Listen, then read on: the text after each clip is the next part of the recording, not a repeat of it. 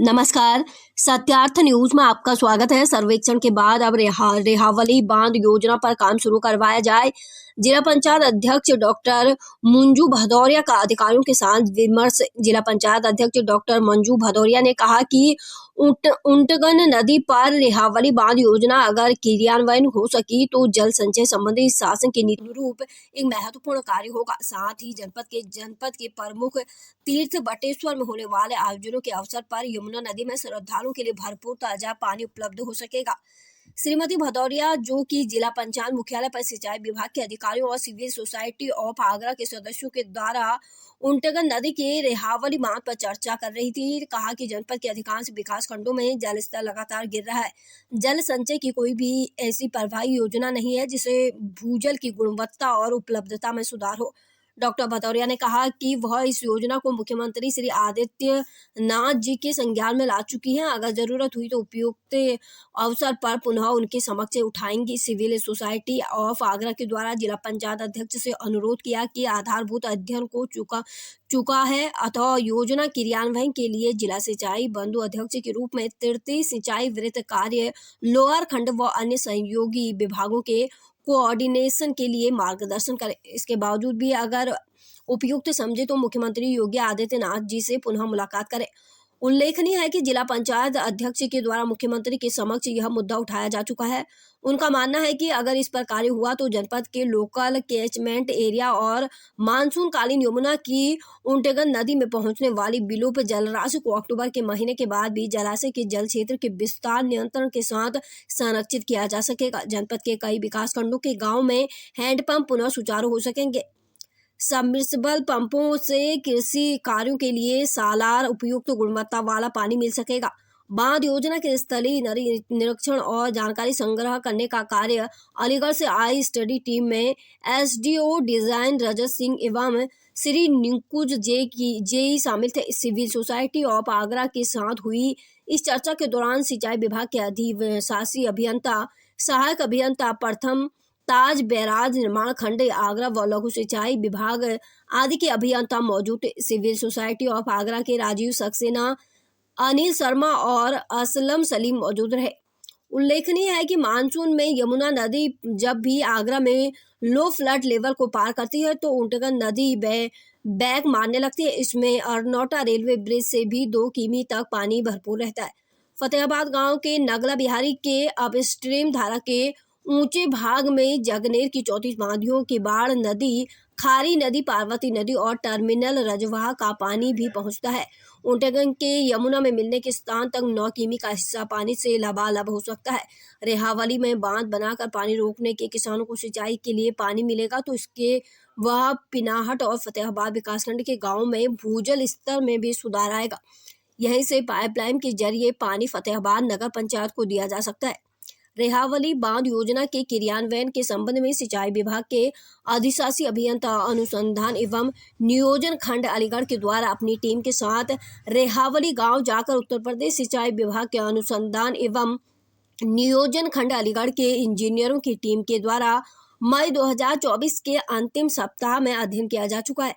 यमुना नदी low flood level 495 feet, medium flood level 499 feet और high flood level 508 feet है। नदी की लो फ्लड लेवल अगस्त से सितंबर तक पर पहुंचते हैं। उंटगन नदी में पानी पहुंचना शुरू हो जाता है। यमुना के उफान के बैग मारने से पहुंचे पानी के अलावा उंटगन में खारी नदी, western depression drain, WD drain और जगनेर की 36 बांधियों के डिस्चार्ज भी अक्टूबर के अंत में पहुंचता रहता है।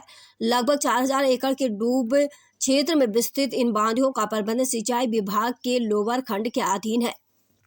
उंटगन एक अंतर्देशीय नदी है। राजस्थान में गंभीर नदी के नाम से जानी जाती है। नदी की पूरी लंबाई कुल 288 किमी है, जबकि उत्तर प्रदेश में इसका बहाव 66 किमी है।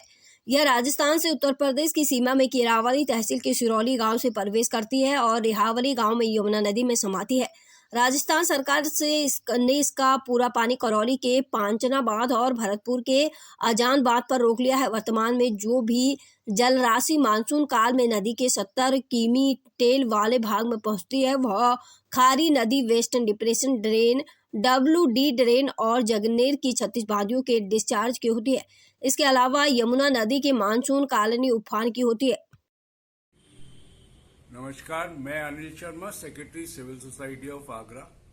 हमने जिला पंचायत अध्यक्ष डॉक्टर मंजू भदौरिया और सिंचाई विभाग के अधिकारियों के साथ एक मीटिंग की, जिसमें हमने रेहावली बांध जिसका की सर्वे हो चुका है उसमें आगे प्रगति की बात की और हमको बताया गया और हमने उनसे रिक्वेस्ट किया कि इसको जल्दी से जल्दी बनाया जाए, क्योंकि ये विपुल जल राशि है जिसको बचाना बहुत जरूरी है, क्योंकि आगरा के अंदर पानी की बहुत समस्या है।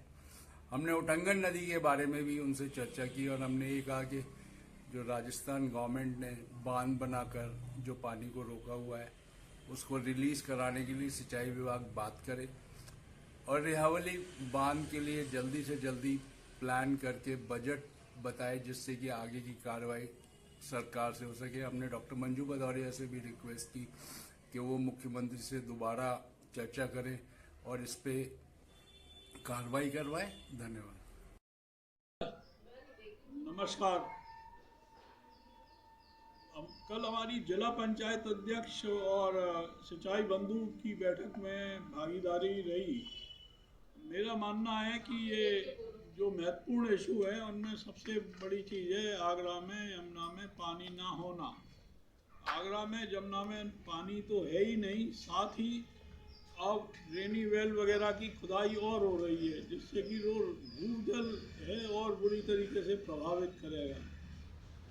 आगरा में पानी की स्थिति में सुधार लाने के लिए जो प्रयास हो रहे हैं उनमें से अभी तक कोई भी ऐसा प्रयास नहीं है जिससे कि महसूस हो सके कि यमुना की स्थिति में सुधार होगा और आगरे के डार्क ब्लॉकों के में कुछ सुधार आएगा। जल दोहन पे प्रतिबंध लगाना ही पर्याप्त नहीं, जल को उपलब्ध कराना महत्वपूर्ण है। रिवर फ्रंट नई नदियों के अविकल प्रवाह की ज़रूरत है। इसको दृष्टिगत अब मैंने उटंगन नदी पर रेहावली गांव में बांध बनाने की योजना का फिर से कोशिश की है कि ये पुनः लाइन में आए। कमाल की बात है कि सिंचाई विभाग अब तक सारे ऑब्जर्वेशन के बावजूद एक प्रोफाइल रिपोर्ट नहीं बना पाया है, एक समरी नहीं बना पाया है और पैसे की बात उठाता है। पैसा देना ना देना शासन का काम है। आप योजना तो बनाएं जिससे कि जनप्रतिनिधि उसको शासन के समक्ष रख सकें और पैसे की मांग कर सकें। फिलहाल मैं तो यही कहूँगा कि जो भी हमारे जनप्रतिनिधि हैं, खासकर जिला पंचायत अध्यक्ष जी, उन्हें इनसे कह के एस्टीमेट बनवाना चाहिए और अगर कोई उसमें टेक्निकल कमी है तो गवर्नमेंट और शासन स्तर पर दूर होगी। ऑब्जेक्शन आएंगे, हम लोग रिमूव कराएंगे, ना कि कर्मण्यता की स्थिति बनाए रखी जाए। धन्यवाद।